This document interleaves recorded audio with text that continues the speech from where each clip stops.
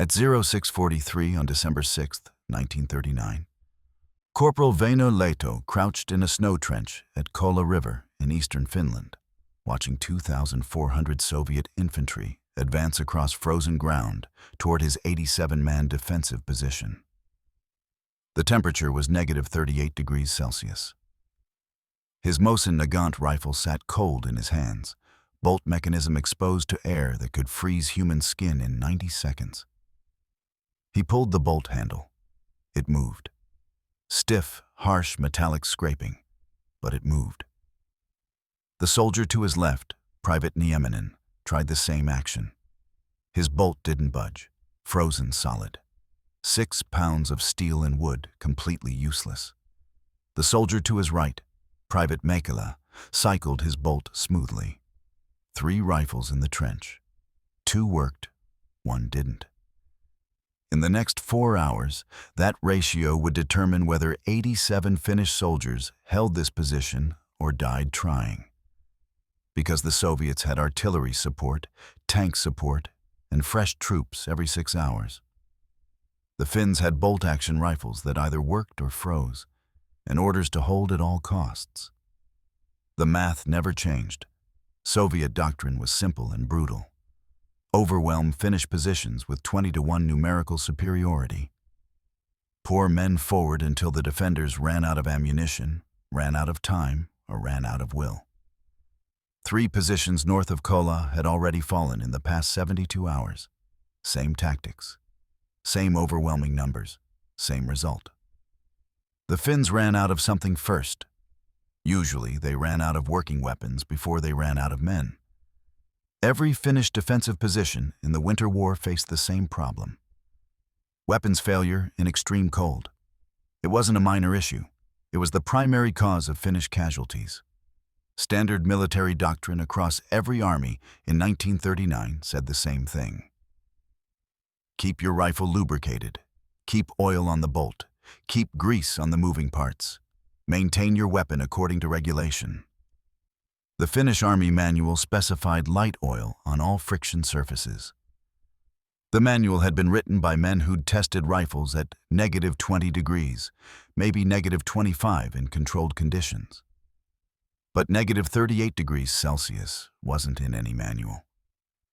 At -38 degrees, physics changed the rules. Oil became thick as honey. Grease turned to concrete. Metal contracted. Tolerances that worked at room temperature became death traps in extreme cold. A bolt that slid smoothly at 20 degrees above zero became immovable at 38 below. Triggers that required 4 pounds of pressure suddenly required 12. Firing pins that struck primers with reliable force barely touched them. And soldiers died because their rifles betrayed them when it mattered most. The statistics were nightmare fuel. 60% of Finnish rifles froze within the first 20 minutes of engagement in extreme cold. 60%. That meant in a 100-man defensive position, 60 rifles stopped working before the real fighting even started. Soldiers would aim at advancing Soviet infantry, pull the trigger, and hear nothing. They'd try to cycle the bolt manually, and it wouldn't move. They'd smash the bolt handle with their palms, hit it against rocks, breathe on the metal trying to warm it. Nothing worked. And Soviet infantry would close to 50 yards while Finnish soldiers fought weapons that refused to fire. Finnish casualties from weapon malfunctions exceeded casualties from enemy fire in the first 3 weeks of the Winter War. That ratio was recorded in field hospitals across the defensive line. Doctors treating wounded Finnish soldiers noted the pattern. Most injuries came from Soviet fire that soldiers couldn't return. Couldn't return because their rifles had frozen. The weapons worked perfectly when tested behind the lines. Clean them, oil them, bring them to the firing range in -15 degrees. They functioned flawlessly. But in actual combat, in -35 to -40 degrees, with wind chill and extended exposure, the same rifles became decorative clubs. Väinö Lehto had lost 11 men in his section to this problem. 11 good soldiers in 8 days. Men who'd trained for winter warfare. Men who knew the terrain, who understood Soviet tactics, who'd maintained their rifles according to every regulation in the manual. But their rifles betrayed them when it mattered most. The first death was Private Alexei Virtanen. December 2nd, 1939. 19 years old, farmer's son from Karelia. Virtanen had been Lehto's responsibility for 6 weeks. Good kid, eager, disciplined, followed orders precisely. He'd maintained his Mosin-Nagant the way instructors taught at training depot. Every evening before sleep, Virtanen would field strip his rifle, clean each component, apply light oil to the bolt, grease the trigger assembly, wipe down the barrel. By regulation standards, his weapon was perfect. December 2nd started at 0530 hours. Virtanen's section engaged a Soviet patrol at dawn. 12 Finnish soldiers against 18 Soviet infantry. Temperature was -35 degrees Celsius, standard engagement. Finnish doctrine said, let the enemy close to 200 yards, fire coordinated volleys, maximize first shot effectiveness. Virtanen was positioned third from the left in the defensive line. His Mosin-Nagant had been cleaned the previous evening. Heavy oil on the bolt, grease on the trigger assembly, everything per regulation. Soviet infantry advanced across open ground. 400 yards, 300, 250. Finnish section leader called the first volley. 12 rifles aimed, 12 soldiers prepared to fire. 200 yards. The order came. Fire. 11 rifles fired. Virtanen's didn't. He pulled the trigger. Nothing happened. The trigger wouldn't move. He looked down at his rifle, confused. Tried again. Same result. The trigger mechanism had frozen. Grease in the assembly had solidified in the extreme cold. He tried to cycle the bolt to see if that would free the trigger. The bolt wouldn't move either. Oil between the bolt face and receiver had turned viscous, creating an ice seal. Metal surfaces that should slide smoothly were locked together. Soviet infantry at 150 yards. Virtanen pulled harder on the bolt handle. Used both hands. Put his weight into it. The bolt remained frozen. Other Finnish soldiers fired second shots. Virtanen still fought his weapon, 100 yards. He could see individual Soviet soldiers clearly now.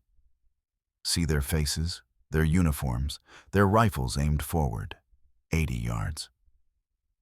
Virtanen made a decision, drew his knife, attempted to use the blade to pry the bolt handle. The knife slipped, cut his hand.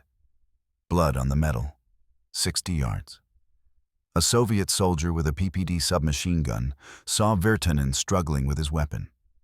The Soviet raised his weapon, fired a 3-second burst. 20 rounds. Virtanen took 4 hits to the chest. He died in the snow with a perfectly maintained rifle that wouldn't fire. Lehto was 30 yards to Virtanen's right. He saw the entire thing. Saw Virtanen fighting his weapon. Saw the Soviet soldier target him. Saw Virtanen fall. After the engagement ended, Lehto recovered Virtanen's rifle, brought it back to the maintenance area. The armorer inspected it, found nothing wrong. The rifle was mechanically perfect, just frozen. They placed it near a fire for 20 minutes. Let it warm to room temperature. The armorer cycled the bolt smoothly, pulled the trigger, dry fired perfectly. No malfunction. The rifle worked fine. It just didn't work at -35 degrees Celsius with regulation maintenance. The second death was Corporal Mikko Saarinen, December 3rd, 1939. Section leader, 8 years military experience. Saarinen knew his weapon better than most soldiers knew their families. He could field strip a Mosin-Nagant blindfolded, could diagnose problems by sound, could adjust sights by feel. His rifle had been inspected that morning by the company armorer. Passed all checks. Oil levels correct. Trigger pull within spec. Headspace proper. The rifle was certified combat ready. Night engagement. 2200 hours. Temperature had dropped to negative 37 degrees Celsius. Soviet assault wave hit the finish line without warning. 200 Soviet infantry against 43 Finnish defenders. Saarinen was positioned at the center of the defensive line. His rifle was loaded, ready. The Soviets came fast. 150 yards when Finnish forces spotted them. Section leaders called immediate fire. No time for coordinated volleys. Just shoot. Saarinen aimed at a Soviet officer. Fired. Hit. The officer went down. Saarinen worked the bolt to chamber his second round. The bolt cycled halfway, then stopped. He pulled harder. The bolt moved another quarter-inch, then froze completely. Metal-on-metal contact with oil between the surfaces had created an ice seal. The oil had turned to a substance with the consistency of cold butter. Every bit of friction translated to resistance, and the bolt wouldn't move. Saarinen had 15 seconds before Soviet infantry reached his position. He used all 15 fighting the bolt, braced the rifle against his shoulder, used his body weight, pulled with everything he had. The bolt shifted slightly. Not enough. He heard Russian voices. Close. 10 yards, maybe. He looked up from his weapon. A Soviet soldier stood 8 yards away. PPD submachine gun at his shoulder. The Soviet fired. 20 rounds in 2 seconds. Saarinen took 11 hits. He died trying to clear a jam that wasn't really a jam. Just frozen oil acting like glue. His rifle was recovered the next morning. The armorer brought it inside. Let it warm up. 40 minutes later, the bolt cycled smoothly. The rifle functioned perfectly. Same story as Virtanen's weapon. Mechanically perfect. Just frozen. After Saarinen died, Lehto started counting. He counted the rifles in his section that froze during engagements. He counted how long it took for weapons to become non-functional. He counted casualties caused by weapon failure versus casualties caused by enemy fire. The numbers were clear. In 8 days of combat, his section had lost 11 men. 9 died because their rifles froze. 2 died from direct Soviet fire while their weapons still functioned. The rifles were killing more Finnish soldiers than the Soviets were. Corporal Väinö Lehto was 27 years old. Watchmaker from Helsinki before the war. He'd spent 9 years repairing precision instruments. Clocks, watches, music boxes, anything with small moving parts. He understood mechanical tolerances, understood how metal expanded and contracted with temperature, understood that lubricants changed viscosity based on environmental conditions. In his workshop in Helsinki, he'd worked in negative 20-degree conditions during winter, had learned that some oils froze, had learned that metal-on-metal friction increased without lubrication, but the parts still moved. Movement with wear was better than no movement at all. He'd watched 11 men in his section die because they followed regulations. Good men, disciplined soldiers. They'd done everything right according to the manual. And they died anyway. Not because they were bad soldiers, not because they panicked, not because they failed. Because at negative 38 degrees Celsius, the regulations stopped working, and nobody had told them what to do when the regulations failed. Lehto looked at his rifle, looked at the oil on the bolt, looked at the grease on the trigger assembly, thought about metal properties, thought about thermal contraction, thought about viscosity, and he realized something obvious and insane. The oil was the problem. Remove the oil, remove the problem. Metal-on-metal friction would cause wear. But wear took months. This battle would be decided in days. Better to have a rifle that worked for 100 shots than one that froze after 10. It was a simple idea. It violated every regulation in the Finnish Army manual. And on December 6th at 06:43 hours, with 2,400 Soviet infantry at 800 yards in closing, Lehto would prove whether his idea saved lives or got 87 men killed. Evening of December 3rd, 1939. 2100 hours. Lehto sat in the maintenance tent after Saarinen's death. The tent smelled like gun oil and canvas. A single kerosene lamp provided light. Temperature inside was -12 degrees. Outside was -37. The tent walls blocked wind, but not cold. Lehto's fingers were numb as he worked.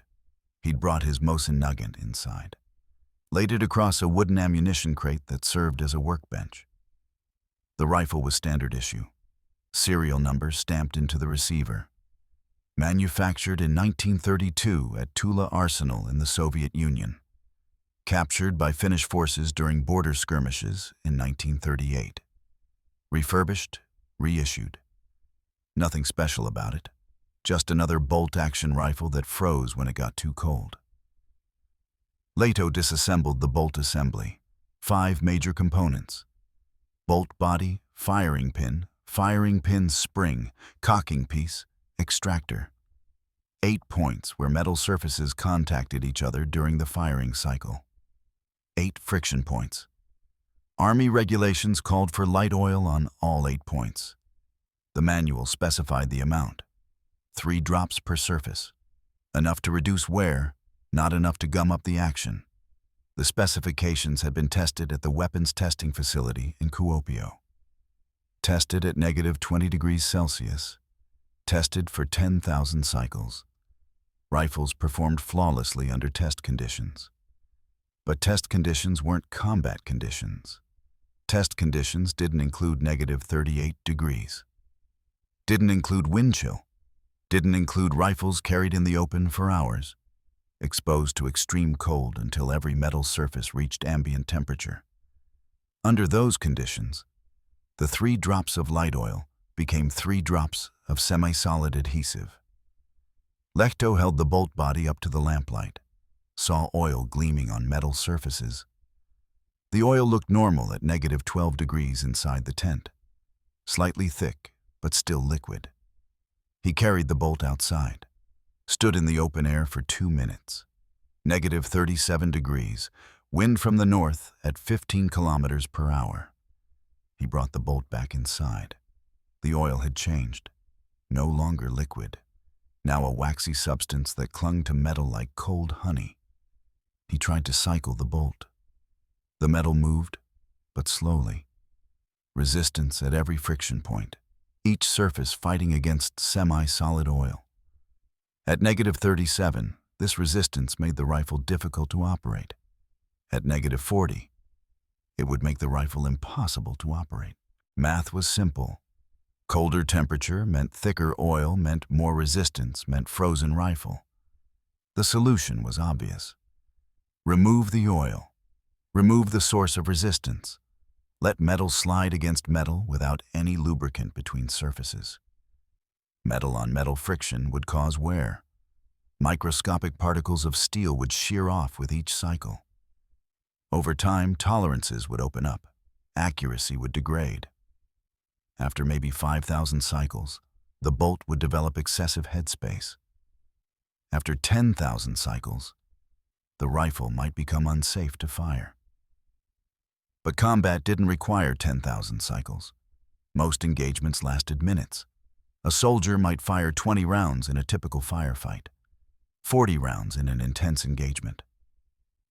The longest recorded engagement in the Winter War so far had lasted 6 hours. Even firing constantly, a soldier might put 200 rounds through his rifle in 6 hours. 200 cycles. The rifle would show wear, but it would remain functional. Functional with wear beat non-functional without wear. Lehto found a can of gasoline in the maintenance supplies. Aviation fuel, 92 octane, used for winter starting of engines. He poured gasoline over the bolt assembly, The liquid dissolved oil instantly. He scrubbed the bolt with a wire brush. The bronze bristles removed oil from every surface. He wiped the parts with a cloth rag, inspected them under lamplight. Metal gleamed bare. No oil film, no protective coating, just steel exposed to air. He disassembled the trigger assembly, found grease inside the mechanism.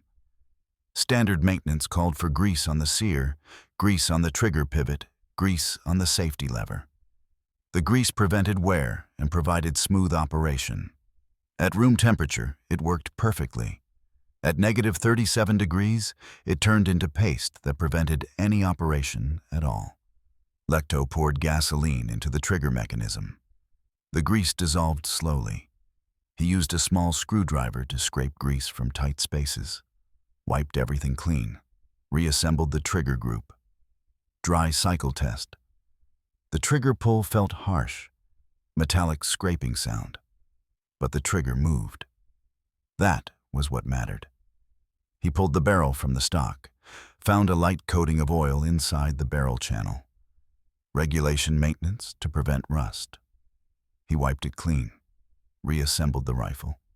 The entire weapon was now bone dry. No oil, no grease, no lubricant anywhere. Bare metal throughout. He cycled the bolt. It moved stiff. Definitely more resistance than with oil. The scraping sound was loud in the quiet tent. But it moved. He dry-fired the trigger. Harsh metallic click. But it fired. He worked the action 20 times rapidly. The bolt became slightly smoother with each cycle. The metal surfaces were wearing against each other, polishing each other. After 20 cycles, the action almost felt normal. Still stiffer than a properly oiled rifle, but functional. The entire process took 12 minutes. At minute 10, Lieutenant Heikki Rantala walked into the maintenance tent. Rantala was section commander, 34 years old, career officer, 12 years in the Finnish army. He'd graduated from officer school with honors. Believed in regulations, believed in discipline, believed in proper maintenance procedures. He saw Lehto sitting at the workbench with a disassembled rifle and a can of gasoline. "What the hell are you doing to that rifle, Corporal?" Lehto looked up. Didn't stop wiping down components. "Removing the oil, sir." Rantala walked closer, saw the bare metal parts, saw the rag covered in oil residue, saw the gasoline can. "You're stripping the protective lubricant from a military weapon. That's destruction of military property. Court-martial offense."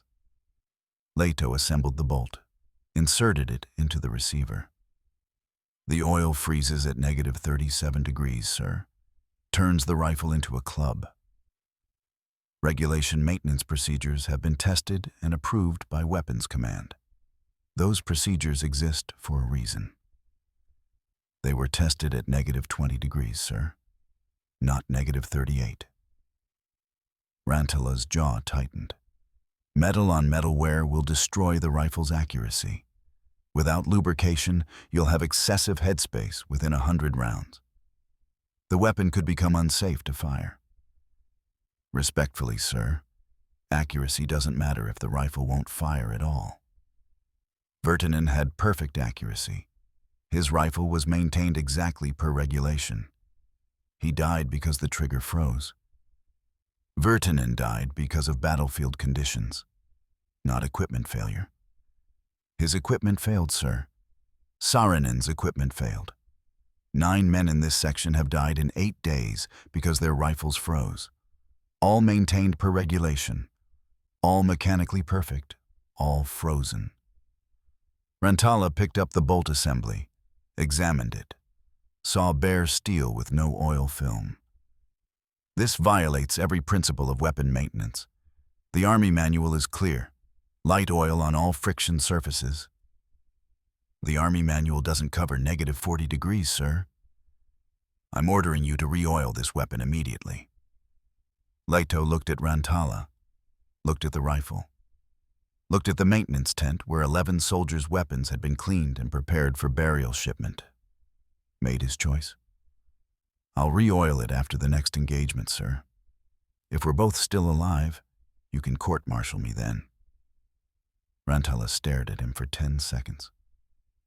You understand you're refusing a direct order? I understand I'm trying not to die, sir. If that rifle explodes in your face, it's on you. I'd rather die from my own rifle than a Soviet bayonet while I'm fighting a frozen bolt, sir. Rantala turned and walked out of the tent. Didn't say anything else. Didn't order Lehto arrested. Didn't confiscate the weapon. Just left. His footsteps crunched in the snow. Then silence. 3 other soldiers had been in the maintenance tent during the exchange. They'd watched the entire thing. None of them had said a word. Now they looked at Lehto and his bare metal rifle. Private Toivo Mäkelä spoke first. You just told the lieutenant you'd disobey orders. Lehto reassembled his rifle.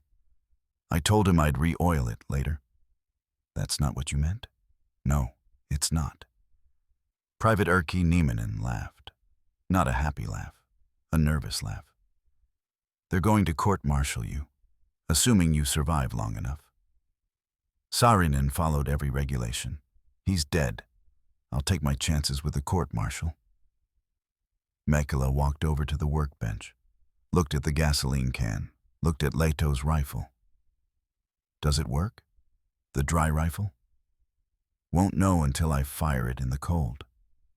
What if it doesn't work? What if removing the oil makes it worse? Then I'll have a rifle that doesn't work, same as everyone else. At least I tried something different. Private Juhani Laaksonen, the 4th soldier in the tent, picked up Lehto's bolt assembly, cycled it, felt the stiff action, heard the metallic scraping. Sounds terrible. It moves. That's more than Virtanen's bolt did. Laaksonen set the bolt down, looked at his own rifle leaning against the tent wall. I've been here 11 days. My rifle has frozen 3 times in combat. Each time I got lucky. Either the Soviets retreated or someone else killed the soldier coming for me. But I've had 3 separate occasions where I pulled the trigger and nothing happened. He paused. I don't want to find out what happens on the 4th time. December 4th, 1939. 11:20 hours. Soviet reconnaissance patrol. 18 men moving south along the tree line. Finnish response, Lehto's section. 12 men deployed in skirmish line. Temperature, -36 degrees Celsius. Wind from north-northeast at 12 kilometers per hour. Engagement range, 300 yards. Lehto's section took positions behind fallen logs and snow berms. Standard defensive setup. Wait for enemy to close to effective range. Fire coordinated volleys. Maximize first shot effectiveness. The Soviet patrol advanced cautiously. They knew Finnish forces were in the area. Didn't know exactly where. 250 yards. Section leader raised his hand. Soldiers aimed. 200 yards. Still waiting. 150 yards. The signal came. Fire! 12 rifles should have fired simultaneously. 10 revered. 2 silent clicks. 2 frozen triggers. Lehto's rifle fired. The recoil felt normal. The muzzle blast was normal. But the sound of the bolt cycling was wrong. Harsh metallic scraping instead of smooth mechanical action. He worked the bolt. It cycled. Stiff, but it cycled. He aimed. Fired again. Around him, other soldiers worked their bolts for second shots. 8 rifles cycled successfully. 4 wouldn't move. 4 soldiers fighting frozen bolts while Soviet infantry scattered and took cover. 3rd volley. Lehto fired his 3rd shot. 45 seconds into the engagement. 7 shots total from his rifle. Every other soldier in the section had fired between 2 and 4 shots. 4 soldiers had fired 0 additional shots after the first volley. Their rifles were frozen. Private Toivo Mäkelä was positioned 8 yards to Lehto's left. Mäkelä's rifle had fired once, then the bolt froze. He was smashing the bolt handle with the heel of his palm.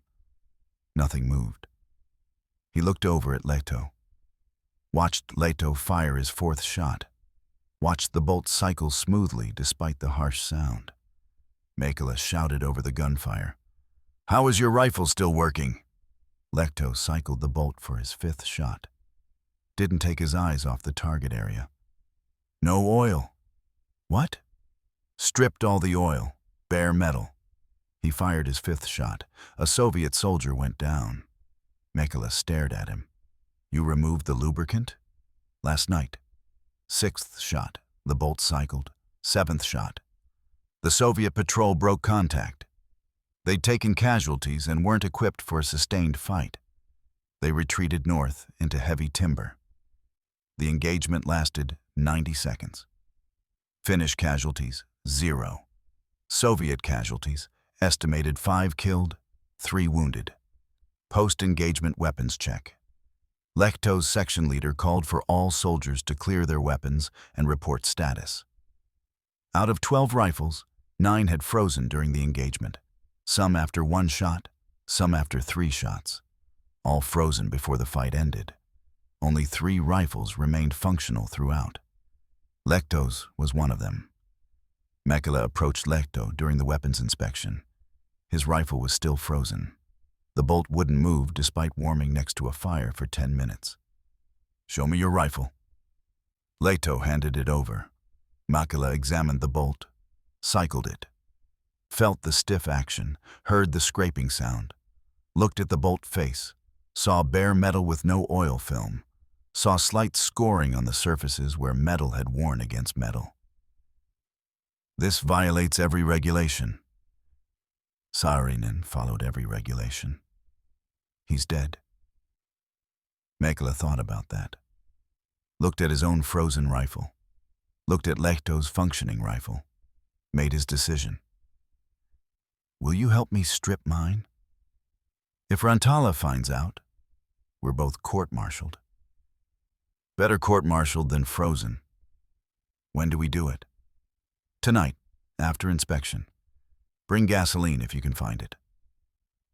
That evening, 2 soldiers sat in the maintenance tent with 2 rifles and a can of aviation gasoline.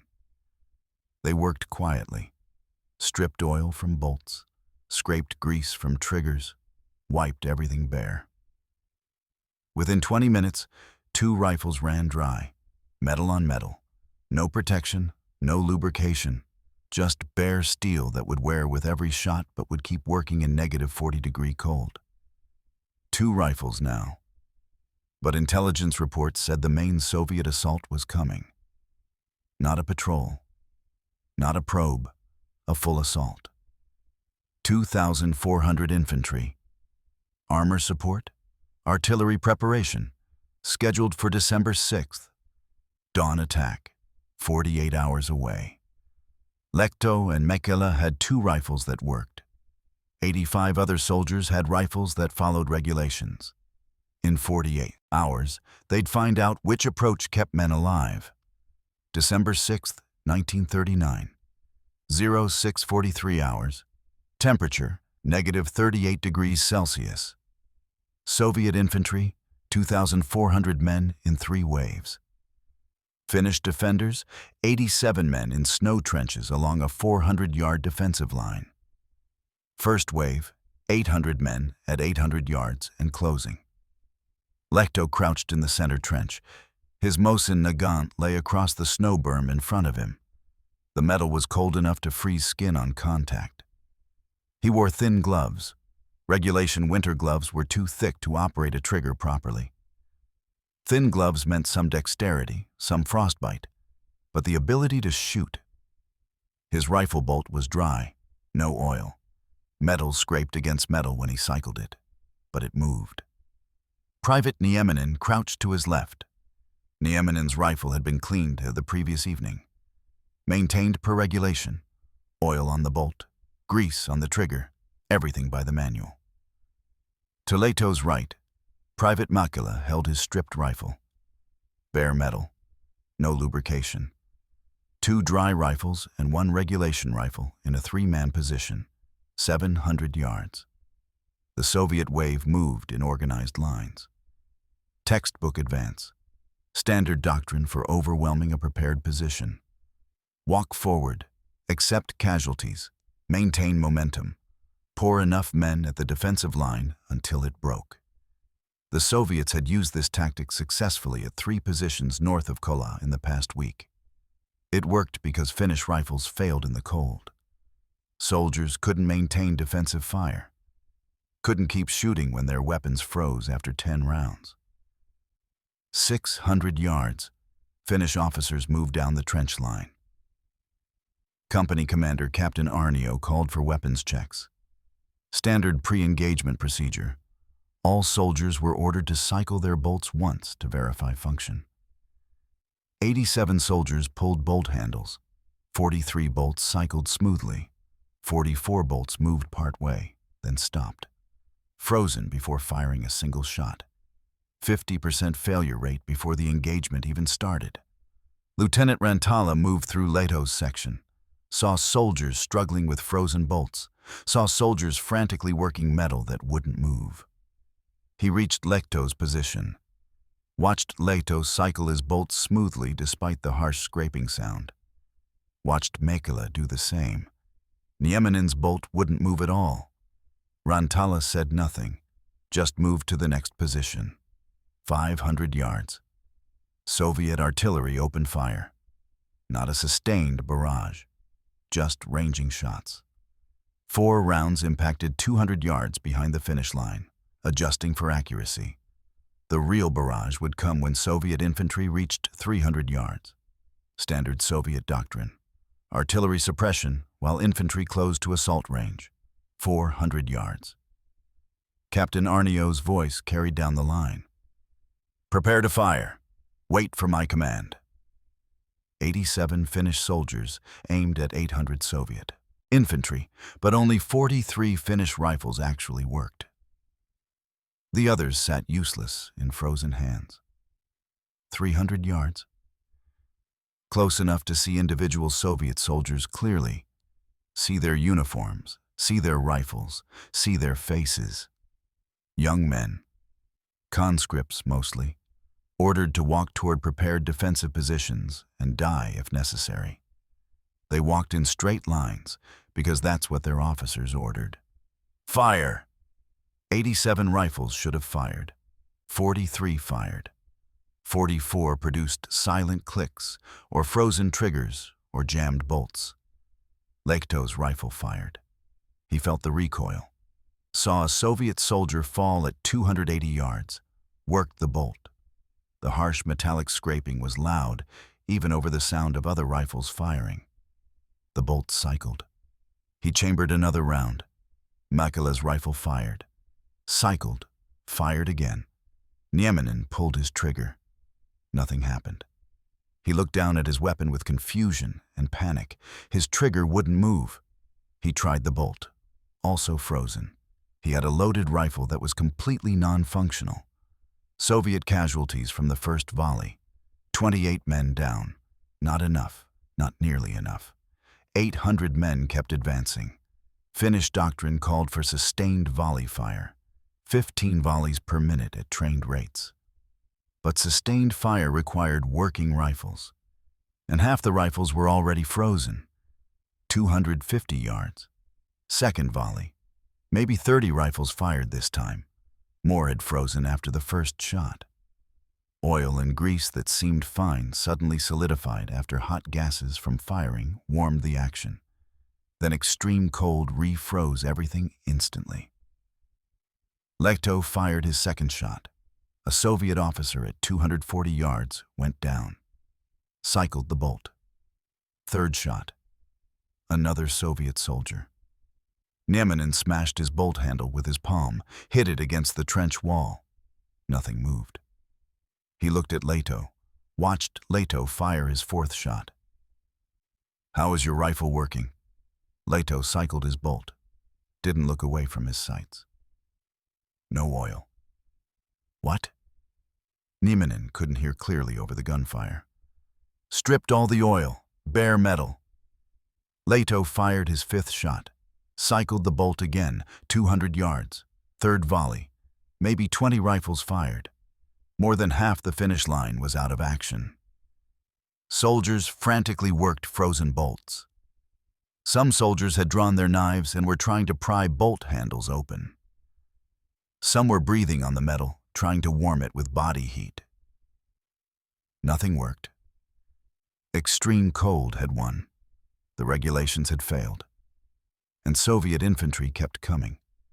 Nieminen screamed down the line to the next soldier. "Strip the oil! Remove all the oil from your rifles!" The message passed soldier to soldier. Desperate information sharing under fire. Some soldiers heard it and understood immediately. Started field stripping their weapons right there in the trench. No gasoline available.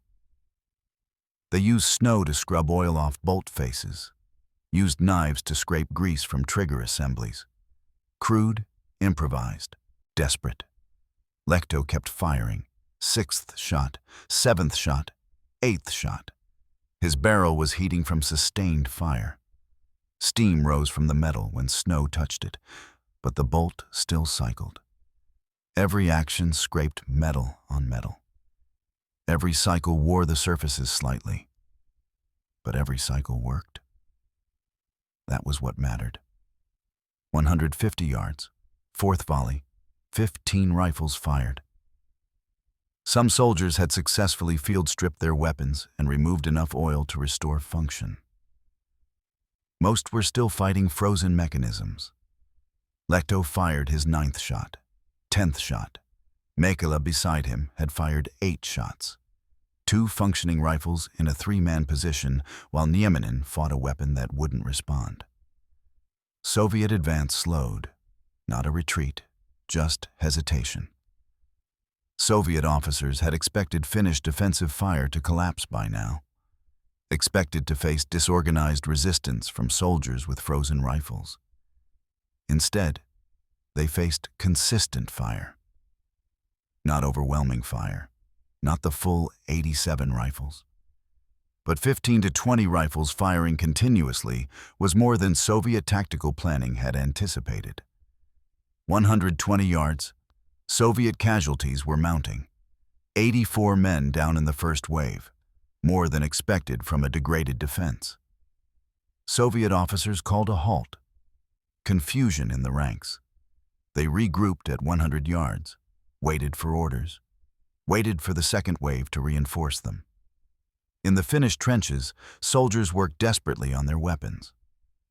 Private Korpi managed to scrape enough grease from his trigger to restore function.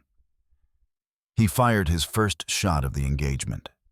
Private Laaksonen got his bolt unstuck by removing the bolt entirely, scraping oil off with his knife blade, reinserting it dry. He fired. The bolt cycled. Word spread down the line. Bare metal works. Strip the oil. Remove everything. Soldiers who'd laughed at Lehto's frozen rifle 3 days ago were now frantically copying his modification under fire. Some succeeded. Some didn't have time. Some didn't understand what to remove. Soviet second wave advanced at 0715. 800 fresh troops. Finnish position now had 23 working rifles. Still outnumbered, but those 23 rifles worked reliably. Lehto's rifle had fired 14 shots, showed visible wear on the bolt face, slight scoring on the locking lugs. But it functioned. That was more than 44 regulation-maintained rifles could claim. 600 yards, Finnish volley, 23 rifles fired. Coordinated fire, disciplined fire. Soviet casualties were immediate. They hadn't expected this. Soviet tactical doctrine assumed Finnish rifles would be mostly non-functional by now. Assumed they'd be facing sporadic fire from isolated working weapons. Instead, they faced organized volleys. 400 yards. Second volley. 31 rifles now. 8 more soldiers had successfully stripped their weapons during the lull. Lehto fired his 20th shot. The bolt was noticeably looser than when he started. Metal on metal wear had actually smoothed the action slightly. The surfaces were polishing each other. The rifle cycled faster now than it had with oil. 300 yards. Third volley, 38 rifles. Nearly half the line restored to function through field expedient modifications. The pattern was clear. Soldiers who stripped their weapons could keep fighting. Soldiers who maintained regulation rifles were out of the fight. 200 yards, fourth volley, 44 rifles. Soviet second wave faltered. Officers pushed them forward, but the advance had lost momentum. Casualties were too high. The math wasn't working. Soviet doctrine required overwhelming numerical advantage to compensate for casualties during the advance. But if the defenders could maintain sustained fire, the casualties became unsustainable. 150 yards. Soviet wave broke. Retreated to 400 yards. Regrouped. Second wave casualties, 142 men. Finnish casualties, 0. But the real victory wasn't the body count. The real victory was that Finnish rifles kept working when they shouldn't have. That bare metal outperformed regulation maintenance. That one corporal's violation of every rule in the manual had kept 87 men alive. Lieutenant Rantala moved through the trench during the lull. Counted working rifles. Counted frozen rifles. Saw the pattern clearly. Rifles maintained per regulation, mostly frozen. Rifles stripped of oil, mostly functional. He reached Lehto's position. "How many shots have you fired, Corporal?" 23, sir." "Weapon condition?" Lehto cycled the bolt, showed him the visible wear. "Functional, sir. Accuracy seems maintained, no malfunctions." Rantala looked at the Soviet dead in the snow, looked at the frozen Finnish rifles abandoned in the trench, looked at the working rifles, made his decision. All sections, strip remaining rifles. Remove all oil and grease. Bare metal protocol. Execute immediately. The orders spread down the line. Within 10 minutes, 67 Finnish rifles were being field stripped. Soldiers scraped oil with knives, wiped grease with cloth, used snow as an abrasive. Crude modifications, nothing like the careful gasoline cleaning Lehto had done. But effective enough. The Soviet third wave was forming up. 800 men, armor support, 3 T-26 light tanks. This would be the real test. Not whether bare metal rifles worked, whether they worked well enough to hold against overwhelming force. 0734 hours, 51 minutes into the battle. Soviet third wave, 800 men with armor support, 3 T-26 light tanks. Finnish position now had 67 working rifles. Nearly every soldier had stripped oil in the trench. Field expedient modifications under fire. Crude but effective. Lehto's rifle had fired 31 shots. The bolt face showed visible wear. Slight scoring on the locking lugs where metal had scraped metal for 31 cycles. But the bolt still moved. Cycled faster now than at the start. The surfaces had worn smooth against each other. Metal polishing metal. The action was actually smoother than it had been with oil. Temperature remained negative 38 degrees Celsius. Soviet tanks advanced at 500 yards. Infantry at 600. Standard combined arms assault. Tanks suppress defensive positions. Infantry follows behind armor. Overrun the defenders while they're pinned. Finnish response focused on infantry. Tanks were secondary threats in extreme cold. Soviet tank crews struggled with frozen equipment same as everyone else. Their engines barely ran. Their optics fogged. Their gun mechanisms froze. The tanks were moving, but slowly. The infantry was the real threat. 600 yards, Finnish volley, 67 rifles fired. Coordinated fire from functioning weapons. This wasn't degraded defense anymore. This was effective resistance. Soviet casualties were immediate and heavy. Officers in the advancing line went down. Soldiers behind them hesitated. 400 yards. Second volley. Soviet waves staggered. They'd expected to face maybe 20 working rifles by now. Expected Finnish defensive fire to be sporadic and disorganized. Instead, they faced disciplined volleys from over 60 rifles. The math wasn't working. The tactics weren't working. Something had changed. Lehto tracked a Soviet tank commander visible in the cupola. Fired. Hit. The commander slumped. The tank lost direction. Crew bailed out into snow. One tank neutralized without anti-tank weapons. Just a rifle shot at 380 yards. 300 yards. Third volley. Soviet casualties mounted. 97 men down. Officers called halt. Reassessed. The assault was failing. Not because Finnish forces were stronger, because Finnish weapons worked when they shouldn't. 200 yards. Soviet officers ordered retreat.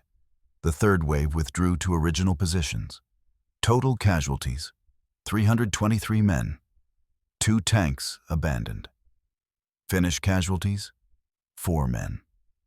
All from tank fire before the crews bailed. But rifles, 67 of 87 now functional. 77% functionality. Before bare metal protocol, 20% functionality. The numbers proved everything. Soviet Lieutenant Colonel Dmitry Volkov watched from his command post 800 yards behind the assault line. He'd expected Kollaa to fall within 20 minutes. Standard pattern for Finnish positions.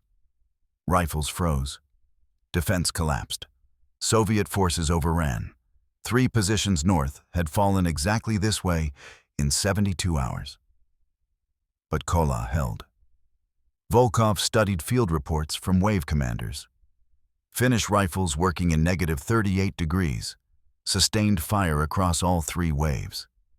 Impossible according to Soviet field manuals. Soviet doctrine was built on the assumption that Finnish weapons failed in extreme cold. Tactical planning assumed degraded defensive capability, assumed disorganized resistance, assumed victory through attrition. But degraded defense hadn't happened. Finnish fire remained consistent through 90 minutes of combat. Volkov requested artillery strike authorization, ordered 4th wave delayed pending intelligence assessment. He needed to understand what changed. Radio intercepts from Finnish communications included references to bare metal and no oil. Soviet technical officers analyzed the intercepts. Removing lubricant violated all known maintenance protocols, should cause catastrophic wear, should destroy accuracy within 50 rounds, should make weapons unsafe to fire. Yet Finnish fire remained accurate. Lehto had fired 38 shots from a weapon that should have failed after 20. Volkov drafted his report to Division Command. Enemy has adapted weapons for extreme cold conditions. Previous tactical assumptions regarding Finnish equipment failure are no longer valid. Recommend revised assault doctrine for winter operations. The report reached Division Headquarters at 0900 hours. Response came back 40 minutes later. Continue assault. Overwhelm through numerical superiority. But numerical superiority only worked if the enemy couldn't shoot back. 0820 hours. Lull in combat. Lieutenant Rantala walked the trench line, saw soldiers with disassembled rifles, saw oil and grease scraped onto snow, saw bare metal bolts, saw weapons that functioned. He counted 23 frozen rifles abandoned in the trench, counted 67 rifles operational. The ratio told the story clearly. He found Lehto reloading ammunition. "How many shots total, Corporal?" 38, sir." "Show me the weapon." Lehto handed over his rifle. Rantala cycled the bolt, felt the smooth action despite the metallic scraping sound, examined the bolt face, saw scoring on the locking lugs, saw wear on the firing pin channel. But the weapon functioned. He dry-fired it. Trigger broke cleanly. Estimated accuracy degradation? Unknown, sir. Combat conditions don't allow precision assessment. But I've hit targets consistently between 100 and 400 yards. Any malfunctions? None, sir.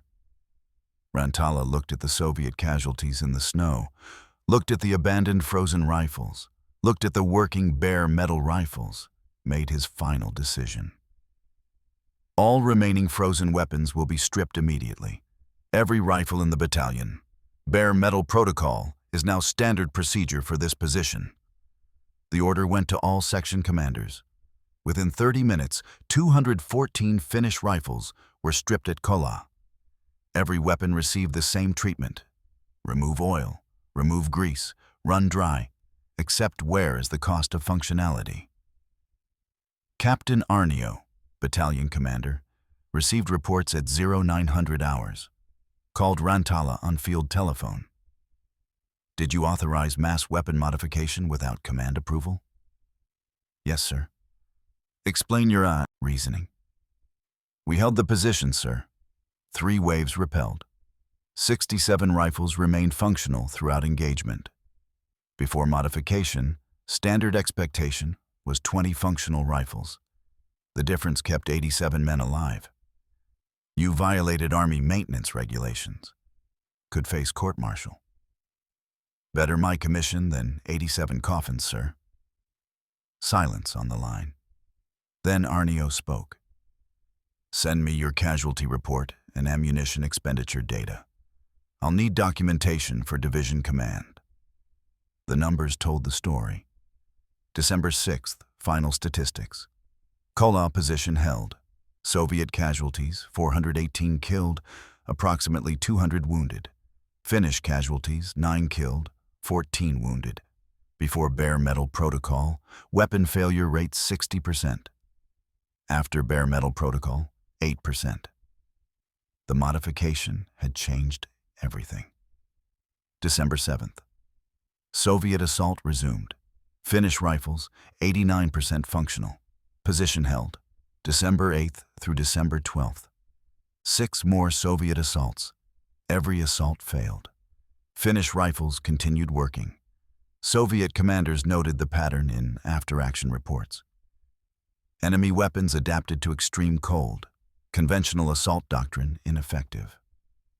By December 15th, entire Finnish 4th Corps using bare metal protocol. 3,200 rifles stripped of lubricant. Weapon failure rate dropped from 60% to 12%. December through January, Soviet casualties at Kollaa, 4,200 men. Finnish casualties, 228 men. Kill ratio, 18.4 to 1. Most successful Finnish defensive position in the Winter War. Primary factor, working rifles in extreme cold. Finnish High Command received reports mid-December. General Mannerheim's staff requested formal testing.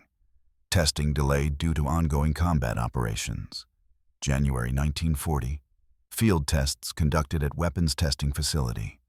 Results confirmed bare metal protocol reduced weapon failures by 82% in extreme cold.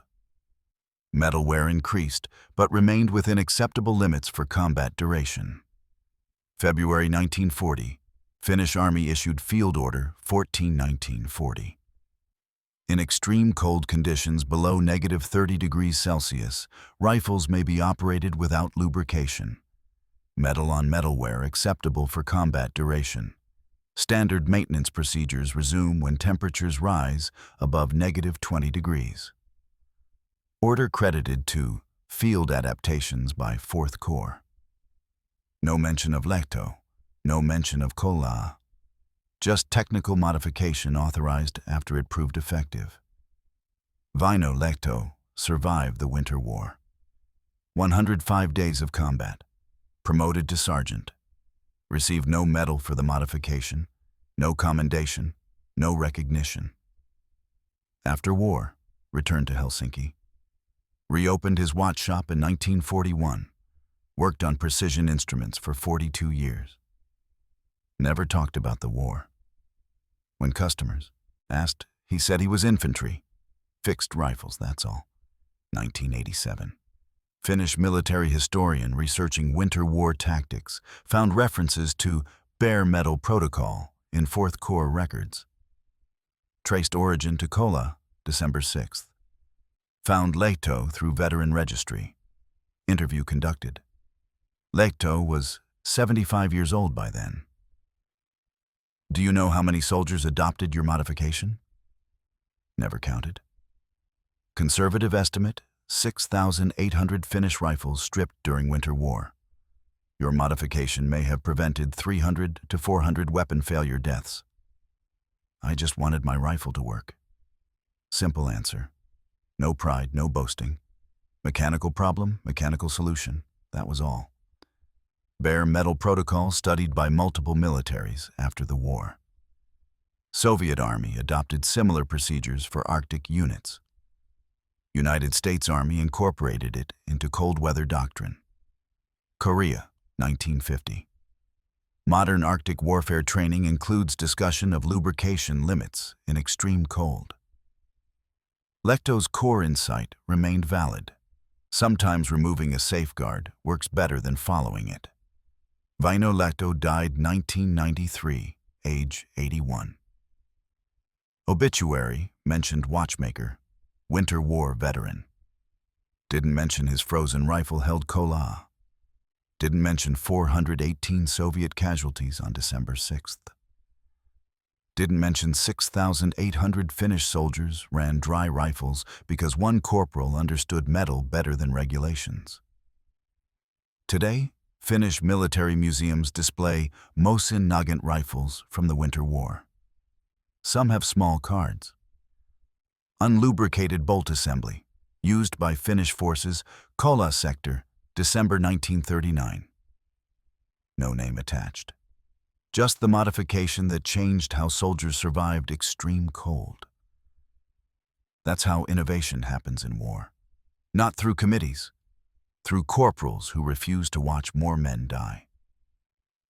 Through soldiers willing to face court-martial if it means survival. Through 38 shots from a rifle that shouldn't work. If this story moved you, hit that like button. Subscribe for more forgotten battles. Comment where you're watching from. These soldiers deserve remembering. Thank you for keeping Väinö Lehto's story alive.